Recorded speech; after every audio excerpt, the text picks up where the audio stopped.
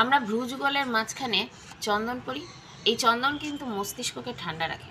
এছাড়া লাল কুমকুমও পরা হয়। লাল কুমকুম কিন্তু মনোশক্তিকে বাড়ায়। তাছাড়া আমাদের যে স্নায়ুগুলো হচ্ছে গুরুত্বপূর্ণ স্নায়ু, সেগুলো কিন্তু আমাদের এই কপালের মাঝখানে মানে ভ্রুযুগলের মাঝখানে আছে। তাতে চাপ পড়লে মুখমণ্ডলের ঔজ্জ্বল্য বেড়ে যায়, মানে রক্ত সঞ্চালন খুব ভালো হয়। তাছাড়া আমরা আগেকার দিনে সুখাসনে বসে মাটিতে খেতাম। সেই মাটিতে বসে খাওয়ার মানে ওই যে বসার যে ভঙ্গিমাটা, সেটা কিন্তু আমাদের হজম শক্তিকে বাড়াতো। এখনকার দিনে যেটা আমরা চেয়ার টেবিলে বসি, তাতে কিন্তু মোটেই সেটা হয় না। এছাড়াও ঝাল দিয়ে আমরা খাওয়া শুরু করি আর মিষ্টি দিয়ে খাওয়া শেষ করি।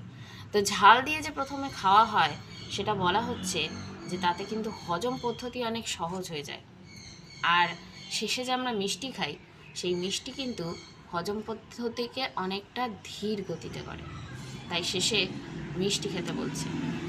এরকম অনেক কিছু ছোটোখাটো নিয়ম যেগুলো আমরা আগে মানতাম, এখন আর মানি না আধুনিকতার জন্য, তার কিন্তু প্রত্যেকটার কোনো না কোনো কারণ ছিলই। এমনি কোনো কিছু আমাদের জীবনে আসেনি, বরং এখনকার দিনে আধুনিকতা বেড়ে গিয়ে আগেকার নিয়মকানুন পাল্টে ফেলেছি।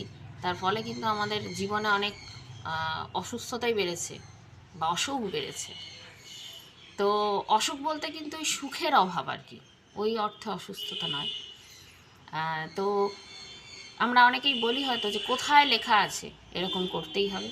তো লেখা সত্যিই অনেক জায়গায় আছে, বললেও সেগুলো আমরা পড়ব না, কারণ অনেক মোটা মোটা বই।